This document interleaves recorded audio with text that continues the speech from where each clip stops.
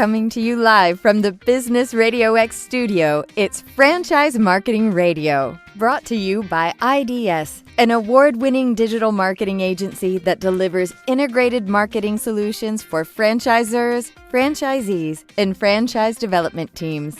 Learn why over 75 brands depend on IDS's team of dedicated marketers and client service professionals to deliver a strong ROI on their marketing investment. Go to idsfranchisemarketing.com for a complimentary digital audit and consultation. Hello, everybody, and welcome back to Franchise Marketing Radio. We're the podcast that explores the world of franchising through engaging conversations with industry leaders and franchise experts. I'm your host, Rob Ganley, and today we have a fantastic episode planned. I have two very special guests with me today. Bob Fish, co-founder of the innovative franchise brand BIGGBY Coffee, with his wife, Michelle, who is the co-founder and CEO, One BIGG Island in Space. And I'll tell you what, there's some serious cool stuff we're going to talk about. That's a cool name, and we got some cool stuff to cover today. So let's get started. I'll start with you, Bob. Tell us a little bit about this journey of BIGGBY first, right? Where BIGGBY Coffee came from. And then I want to start talking about One BIGG Island in Space and how that relates to the brand. So tell us a little bit about how this all started for you. Absolutely. I mean, BIGGBY Coffee started in 1995 in East Lansing, Michigan, one location. And it was myself and a woman by the name of Mary Roselle. And later, about 1 year later, Mike McFall, the current co-CEO, co-founder, joined us. And within 2 years, we opened a second location. And then with this massive chain of two, we decided to franchise in 1999. And the rest is kind of history in the sense that today we have 370 units open over 13 states. We have another 140 under development. So, we're looking at the end of 2024 being at about 500 units. Wow. I mean, I just know, because I really know the industry well, like the stats of the industry, it's not easy to get to that. Okay? It's not easy to get to 100, let alone 5. So congratulations, but it also must mean you have a pretty cool product and an awesome network of owners. So, but I want to talk to you a little bit about your cultural values, because you're very clear about how you approach this whole thing, right? You have 500 owners, or not exactly. I'm sure people own more than one, but this big presence, and you do a lot in the world. You're interacting with a lot of people. And so values play into that a lot. And of course, play into the idea that, how do you get to 500 in the first place? There has to be something about that. So tell me about these cultural values and how you guys approach that. Yeah, our culture is unique. It's very approachable. It's not snooty by any means, and might even be considered fun. But the real sort of basis of the culture is our purpose. And the purpose, we believe, of our organization is to support you in building a life you love. And that extends to, our home office, that extends to our ARs, our area representatives, our owner operators, their employees, and even our customers. And we're very deliberate about that. Our vision, on the other hand, is to improve workplace culture in America.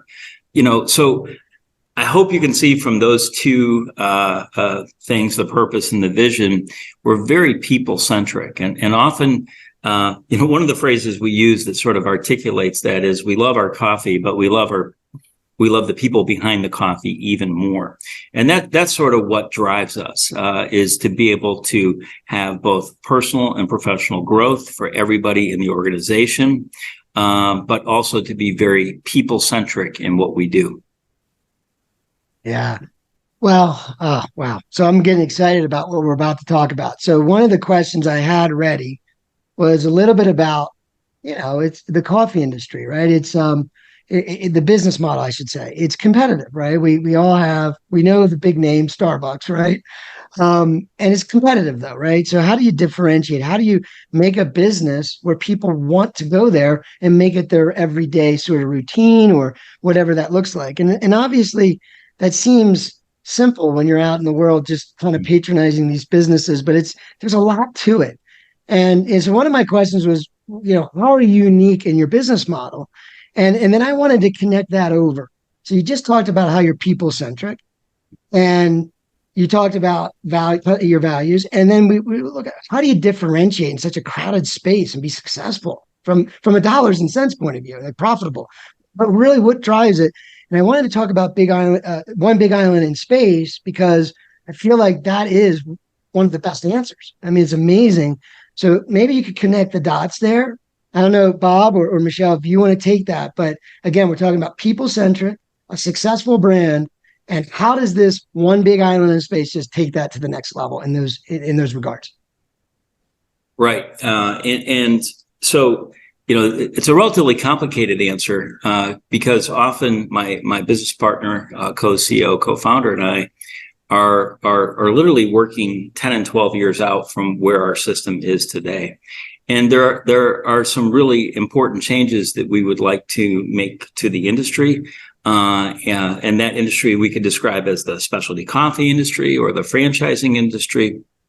But there's two major quests that are happening in BIGGBY Coffee. One, Michael leads that is called Life Lab, and this sort of tackles the idea that there's a lot of chronic disease in our country in general, right? And most of that chronic disease is caused by stress, and most of that stress is caused by work. And so the idea that we have a vision that we'd like to improve workplace culture in America, what we're really trying to do is change how we can operate differently, but really create personal growth for people that work within the system of BIGGBY Coffee, what we would call BIGGBY Nation.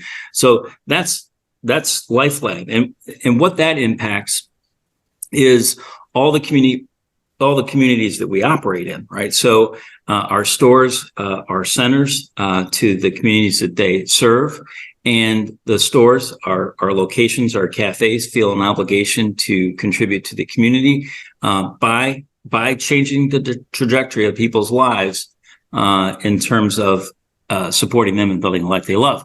That's Life Lab. But what we're up to here with Michelle and I is something called One Big Island in Space.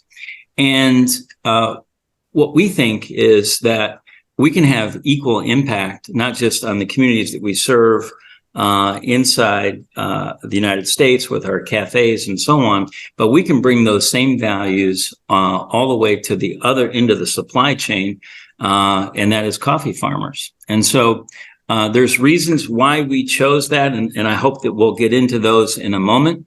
But we in particular work with a supply chain of farmers that are treating their people right, that are treating the planet right, and that are investing in their communities. So what you can imagine is we have sort of a barbell approach to our business. So not just the origin of the product that we serve, but the final cup that it's served in. We're looking to have impact in both areas. And that's one of the genesis points of One Big Island in Space. I have to stop you there because that was an amazing answer to what makes you different. And I would hope that every business would be listening, anyone listening. This is the kind of evolution of business. The first thing you talked about was Life Lab, but you also touched on things that I've felt my entire career. And one of the reasons I got into, the internet and technology in the early 2000s was because I felt so stressed out, and I felt like I wanted to have more control over my lifestyle and my kids, my family. And the internet offered sort of that flexibility if you were willing to take that leap. And so, but I always felt like, why is it so hard? Like, life is pretty tough, and I feel like we have some choices we can make.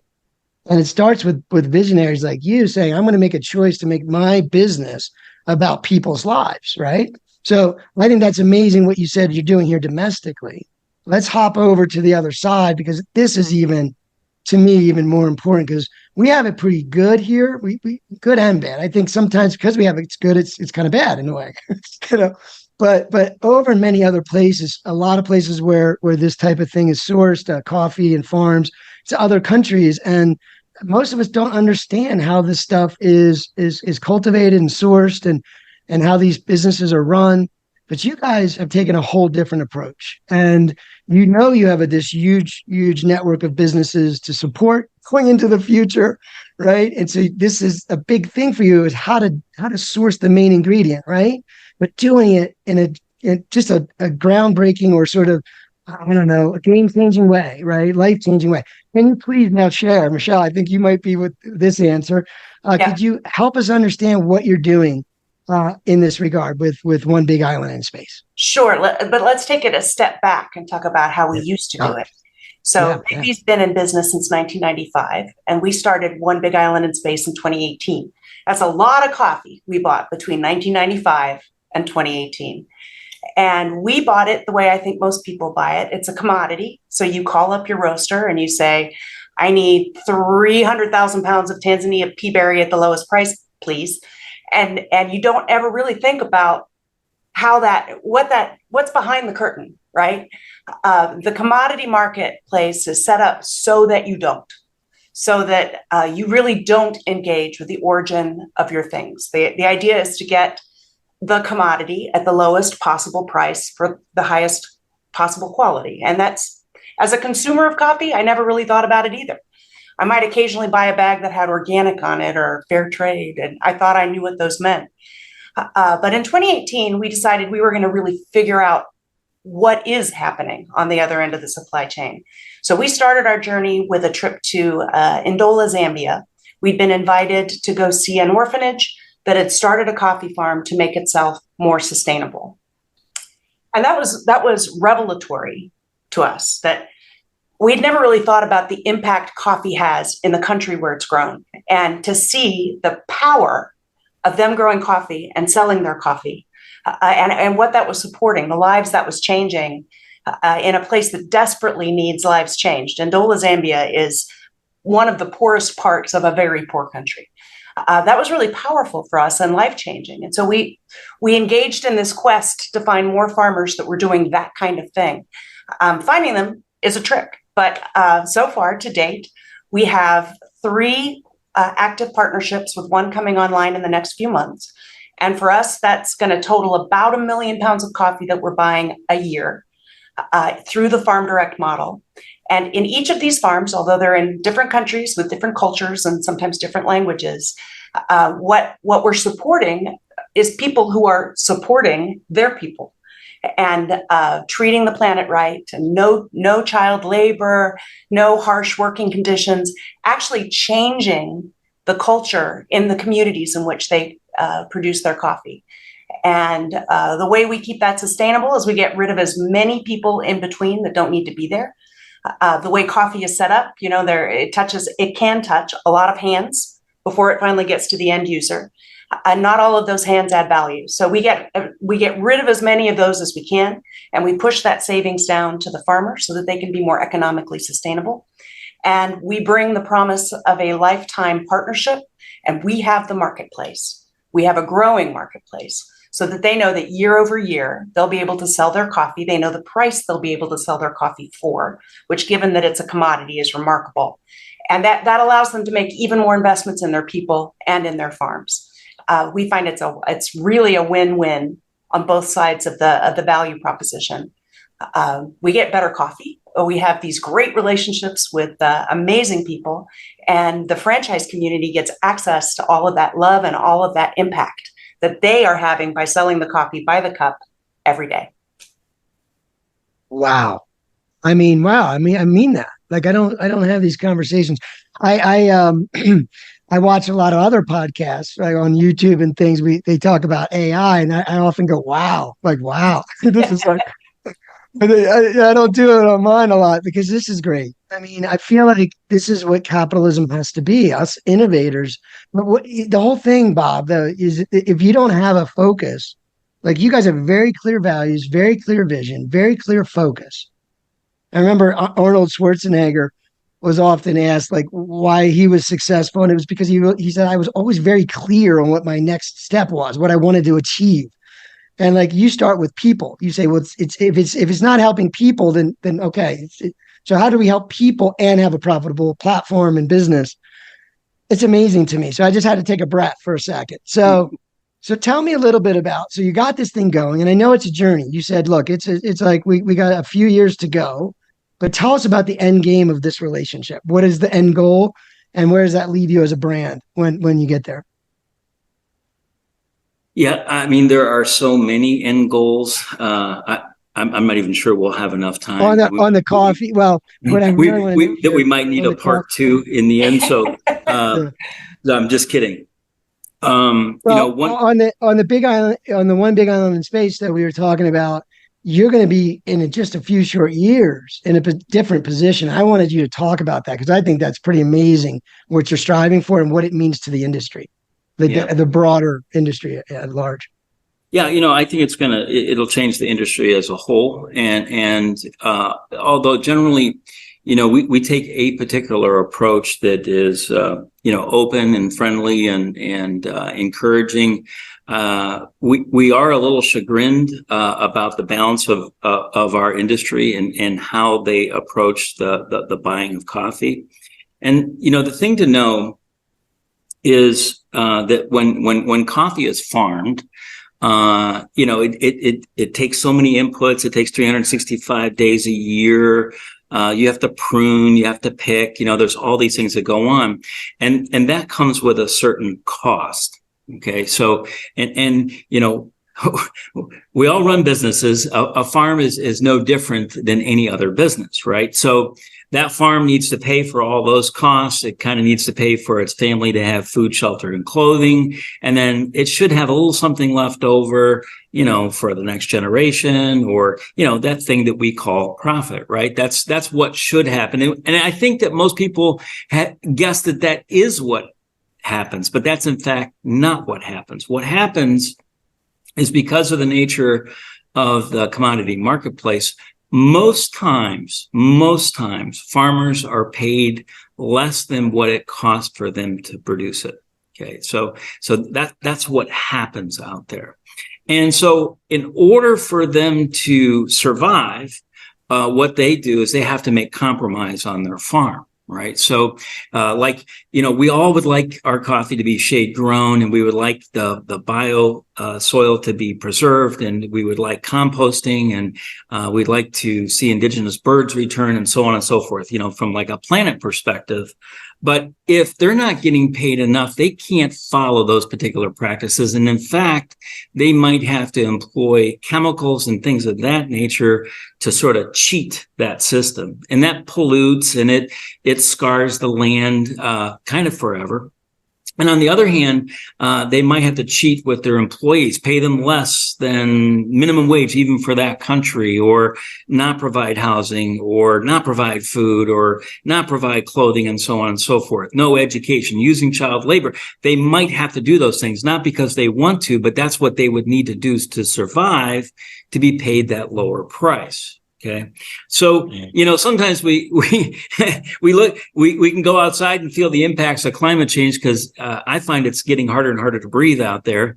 And then sometimes we can look at our border and be like, well, why are all these people coming across the border? Well, people are abandoning their farms because they can't make any money, and they're just trying to survive and find some place where they can be economically sustainable. Okay. So when we look at the idea of an ultimate goal here, what we're looking to do is to teach the industry to pay a fair and proper price, understand what it costs to farm, what it costs to be, to be economically sustainable in farming, and reduce the impact to the environment, reduce the impact to poverty. And so our ultimate goal is to do that for BIGGBY Coffee because we like to do things that make us feel good, but because it's the right thing to do. But we would like to change the whole industry altogether. That's like the big thing. And there's just one other thing to note. I don't think that I understood this until we started this journey. About 70% of the coffee grown in the world is grown on farms that are less than 10 acres. And a large majority of that are even less than 10 acres. And they're grown in some pretty remote places where, for instance, we have a partnership in Chiapas, Mexico. Some of the coffee that's grown there is grown in these villages where they don't even speak Spanish. They still speak the indigenous language, and there are, like 40 different dialects in Chiapas. They're not on the grid. They don't have birth certificates. They don't have bank accounts. They're tiny, tiny farmers. And we talk about these farmers taking shortcuts. That would be the bigger farmers, but most of the coffee farmers in the world don't even have the luxury of taking shortcuts. If they can't produce enough coffee and get a price enough to feed their families, there's no place they can cut, because it's already their family that's working the farm, right? They don't have a choice. They can't starve themselves. They're not going to starve their children. So they do what they have to survive. And that could be leaving their land. Right. And like you said earlier, I don't know if you before we spoke, we all know coffee demand keeps going up, right? Because we all love our coffee, but yet the supply is really threatened here because we're just not treating the folks right, in my mind. Right. I mean, let's just be real about it. We have to be honest. Like this conversation could probably be had in many industries, right? We have to care about what we're consuming. And, if we do, then we're going to be rewarded. In my mind, I would pay an extra $1. Why wouldn't I? Is it really going to feel different if I paid it? And I'm doing it anyway, really, if you slow it over time, right? But I mean, if you said an extra $1 per cup of coffee would make sure these folks, I think most Americans feel this. I'm just saying that we feel this way, but we're not understanding we have to take an action to support it. And I just think you guys are starting to create a massive amount of awareness. But all right, so let's bring it back a little bit to business, to the brand, right? Because I think this is probably some part of the growth too. I mean, this really connects well to doing the right thing as a brand and as a business. And you already said what your focus was in your values. So tell me a little bit of how this has affected your ability these last few years to expand, and sort of the impact it's made to your franchisees and how they're feeling. So, I mean, that's really multi-dimensional. One of the things is that I want to mention is because coffee is under threat, both because of climate change and the economics of coffee. One of the business case for this, and by the way, it's not paying $1 more. It's like paying a little bit more and making sure that the right money is going to the farmer and not some nefarious hands in between us and the farmer, right? So remember, we create some savings in the supply chain and we push that down to the farm. So now for our owner operators, the one thing that they get to know is that they have a guaranteed supply of coffee. It comes at a very stable price. The other thing to know about the C contract is it goes up and down every week, right? So how can you run a business where your primary product one day is way up here and one day is way down there? How do you know what you're going to buy your coffee for? So what we have is created price stability. But the other thing is our owner operators know this about the coffee that they're serving. And there aren't many people that could say this out loud. One, they know that it's ethical. They know that it's moral. And the way we execute this with our version of boots on the ground, going to the country and investigating, living on the farm, spending time with the farmer, eating their meals, spending time with them in the fields, meeting their workers, and doing this year in and year out, is that there is no higher level of transparency in this, right? And then the final thing is, we use this word sustainability that gets thrown around all the time. Generally, we're talking about it from an environmental perspective, but here we're talking about economic sustainability for people that really need that kind of stability in their life.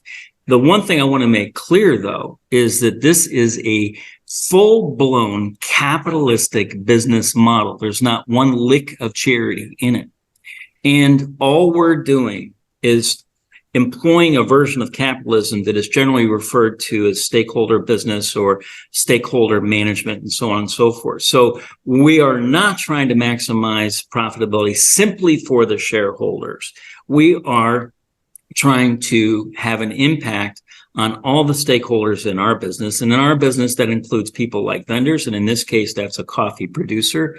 It could be the community that BIGGBY Coffee serves. It could be the owner operator. It could be people in our home office. It could be their families. We're looking to have a win-win-win with all the constituencies, all the stakeholders that make our business great. Now, what happens? The reason that you get crazy growth on that kind of thing is suddenly you're not working in a business so that you can add another zero to your income and go from 10,000 to 100,000 to 1 million to 10 million, but you're working to change the world.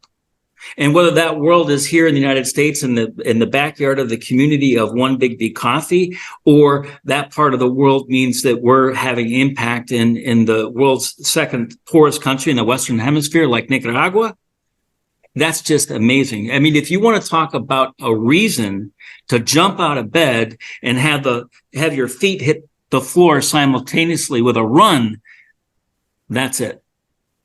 That is brilliant. I mean, and I haven't heard what you said, stakeholder management. Is that what you had said? Yes. I think this idea, it's what I said earlier, it's what I was trying to say, is that you're fully a capitalistic business. You're very profitable. But you're using that ingenuity and innovative thinking to make an impact while you're doing it. It's like, I'm here anyway. It's just, if I give it a little bit of thought, I can make an impact, right? With this platform I've got. And you've, as a CEO and co-founder, you have been able to do that. And, we all need to see this. It's great to hear. Tell me a little bit more though, these relationships you have with you said there's some unique farms, right?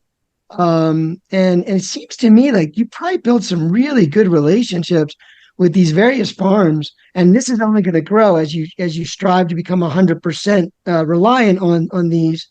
How does this evolve? Like, do you guys have sort of a vision for how you take these relationships? Do you ever see any of these farmers ever being over here and anyone getting a chance to meet? I mean, is there any connectivity to?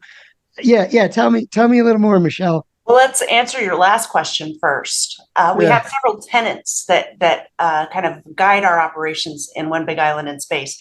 But one of them is something we call full circle. So it's one thing for us to take a team of folks to spend time on the farms and poke around, like basically checking under their hoods and rummaging through their drawers. But we believe very strongly in bringing them here. So we just completed the BIGGBY Nation Summit, which is the franchise annual meeting just a few weeks ago. And we bring all of our farm partners and a few of our farm prospects. We fly them in and we spend a few days up front with them, taking them to a BIGGBY coffee, for instance. You got to consider that most farmers never know where their coffee goes. They may not even know the country. So the power of bringing a coffee producer into a cafe where they get to see the end user, the person taking the cup, and get to see the joy that brings, that is a phenomenal moment. It has brought some of our producers to tears to see the joy in the store, right? But also we really want them to know our owner operators and our owner operators to know them. We want that deep connectivity. We want them to know exactly what BIGGBY is up to in the world. And then we want them to have really strong relationships with each other because they're our partners. They're going to learn from each other. That's typically the way it works in a franchise community too, right? The best franchise systems bring their franchisees together because they're stronger and learn from each other. We're applying the same model to our partners on the ground.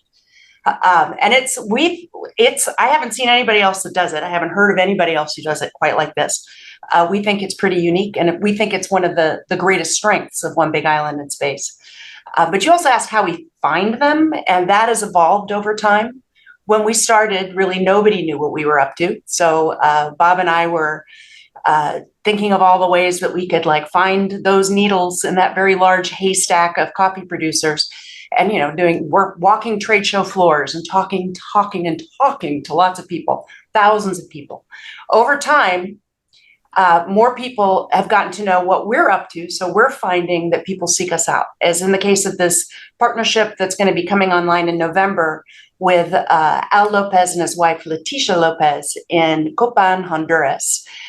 They're a really remarkable story. He is He was born in Copan, in a small town, really quite poor, came because of a family connection to the United States, joined the Army, the U.S. Army, for a few years until he was honorably discharged with a terrible injury, and then went to school for accounting, and then had the kind of career in accounting that is, it's the cream of the cream. He started with one of the big eight, but then he ended up as the CFO of Sara Lee, and then he ended up as the CFO of Dole, in charge of all of their Central and South American operations and mergers and acquisitions, and on and on and on. And he took that success and he paid it back to his community. He bought the coffee farm that he was born on and some additional land. And he is just intensely focused on improving lives in that region, right? Creating opportunity. He brought electricity to the villages that surround the farm. He's built a school in cooperation with the Mattiak Foundation for all of the children in that area. A health clinic. He's just laser focused on the quality of life. And he's working with some smaller producers that surround him on those less than 10-acre farms, and trying to make sure that they too, as coffee producers, can share in that kind of prosperity. Every story is different. Al's is, but they're all equally great. Al's is great, and so is our partnership in Nicaragua, and so is our partnership in Chiapas, Mexico, and so is our partnership in Ndola, Zambia. So we feel really fortunate and honored to know people who are doing the kind of work that they're doing in the world, and to be able to support that with the marketplace that BIGGBY Coffee brings. Wow. I keep saying wow, because the culture here is I think I've heard someone say once, if you're nice to somebody, there's like this magnetic, this multiplication effect, right? They go be nice to someone and so on times 10. And if that were to happen, like millions of people would have a nice thing said to them today, right? If we just all are being better, right? We're making an effort. But when you said the farmers could come to your events and then see the operation and see how we live here, right? How this winds up over on this side. And that gave him such purpose. And Bob, when you said, it gives the franchisee purpose to get out of bed and hit the ground running, I feel like you're doing the same exact thing for those families, because probably even as much as just having more than enough to economically for the family, having that purpose is probably as important, or maybe more, to even to the success. But amazing that this is all coming together for you guys, and only going to get bigger and bigger, because if others do what you do, wow, what a magnification, and you're only getting bigger. So that's amazing stuff. Tell me a little bit about, how do you accomplish this with all these different partners, the supply chain that you've put into place, or how does technology, or what have you had to build with the brand to enable this to happen? I'm sure there's some things you had to change, but how did that affect your operations and technology and things like that? Well, we from a technology perspective, we're a little bit of the Luddites. So just to be clear, the way we've done this is frankly through just high personal energy, commitment, and passion. We've dedicated our lives to creating this kind of change. And what we find by doing so, I'll watch on Facebook, for example, our owner operators, and they'll make a post like, do you know any other CEO of a company that's out there doing work like this? So it's not like we have a team. We have one other person who works with us. And we just hired him 2 months ago. So yeah. And, finally, right? but no, frankly, we didn't know a lot about buying coffee. So even though I've been in the coffee industry for 35 years, as Michelle indicated earlier, there's a lot that's behind a curtain that you can't see. And I think that was one of our distinct advantages. In other words, if we kind of knew what we know now, maybe we wouldn't have got started, because holy cow, is it complicated. The whole idea of farming, processing, and exporting coffee. But we've learned so much from our partners. I want to let you know that our partners are all extraordinary people, and the pathway that we take is not to create extraordinary people that are farming. What we do is we look for extraordinary people that are farming and provide them with a marketplace that sort of can guarantee their success, provide stability for them. But every one of them has contributed to sort of the moral and ethical fabric that makes up One Big Island Space and our own understanding of it. Now, we feel like we have just such an extraordinary responsibility to propagate that, what we know now, right? Because once you know something, you can't unknow it, right? And so in order to do this differently, let's say tomorrow somebody said, look, I don't give a hoot. I want the best coffee for the cheapest price. Then we have to ask them the question, so it's okay if we buy coffee in a unethical, immoral manner. That's what you want us to do, right? And nobody's going to answer yes to that. So there's so much about this that I think Michelle might have even said, we're building the plane while we're flying it. Yeah, not technology, just passion, commitment, and really brute force. Yeah, so it's really just focusing on those relationships and the people side of things, and everything kind of starts to fall into place. You figure it out as you go. It just sounds like it would take some innovation to make that all work, right? Because no one's doing it that way. But I love it. Yeah, go ahead. I was just going to say, I would say that one of the ways that we make it happen is that we are traveling probably about 120 days of any given year. So it's a lot of nights not sleeping on your own pillow. Yeah. That's not a technological solution, but we have found it effective. Well, given the scenario, it makes sense, right? It's not like you're going to do Zoom calls with your not necessarily. I'm sure maybe some could or some couldn't, but anyway, so that's brilliant. So again, living your values, right? We started with values. You guys are the brand is living, breathing the values. And I love what you said. You can't unknow it. That's what I kind of felt this whole conversation. Like I almost felt stirred. Like I can't unknow. And this is not just from you guys. It's probably from maybe the last few years of sort of an awakening that I've got to be more responsible about what I'm buying and why and all these things, because now I kind of do know. Like our whole culture kind of does know indirectly in a way. We hear enough stories, don't we, about things. And so and you're very clear. This is very clear. So it's like, no, I don't want that to happen. I really don't. And so as a consumer, we vote with our wallets. So I'll try to do that in the future and be very aware. Tell me a little bit about, if somebody, I don't know. I've never been so sold on a brand, right? Like I usually ask you guys at the end, what tips would you have for someone that's approaching the franchise industry and thinking about a business to start, right?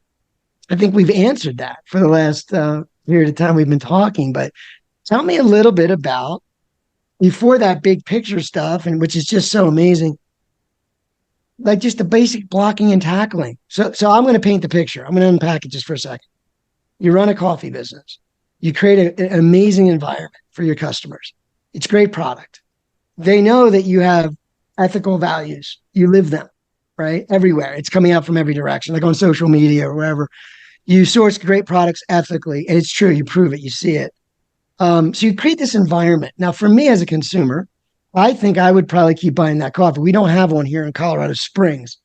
As a consumer, I would so in your model, repeat business, word of mouth, referrals, good reviews, right? Obviously coming back over and over again, using it more and more, maybe recommending it for catering or some other events that you guys might do. I don't know, but that's what the marketing becomes, is if you just deliver that, the people in the community become the marketing engine.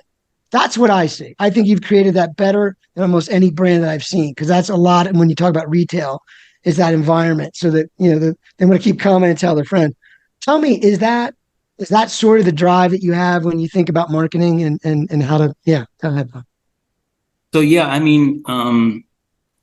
unfortunately, I look at marketing as a little bit of a sham, right? So if now I may take that with a grain of salt, right? We do have to communicate to our potential constituency, our potential consumer, what we're up to and what we're about. But for so many years, marketing was able to do that and not tell the complete truth. And I just think that we're entering into a phase now, a moment where if people want to find out the truth, they can get to the bottom of that pretty darn quickly, right? So you can't hide much now from the consumer, and the consumer is so hyper connected to each other that you just can't, quote unquote, BS them anymore, right? You just can't. And so if you want to represent who you really are, then you have to go to the nines on that. You have to deliver it all the way, right? And so this isn't, we're not social washing here. We're not greenwashing here. We're not pretending to do it a little bit. We're going to do this 100%, and we're going to do it in a manner that is just like undeniably truthful, transparent, and obvious, right?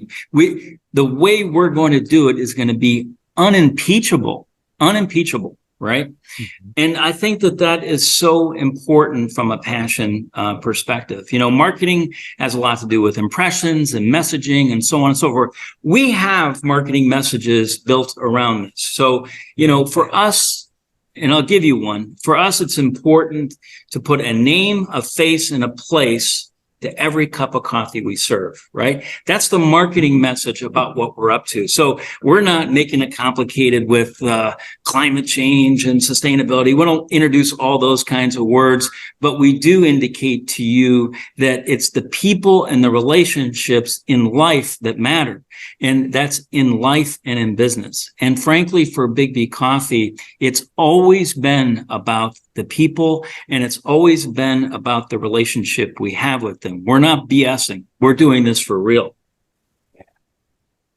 That's amazing. Yeah, and you put a lot of work into it, though, right? So like now you have the right to. I love that tagline or the what you shared there. I mean, but you built that though. You went and spent years, and now you could and you could feel good, and it's 100%. You're right. It's not just surface. Like we could say that. Is that good enough? Can we say that? Did we do enough to justify that we could say that? Right?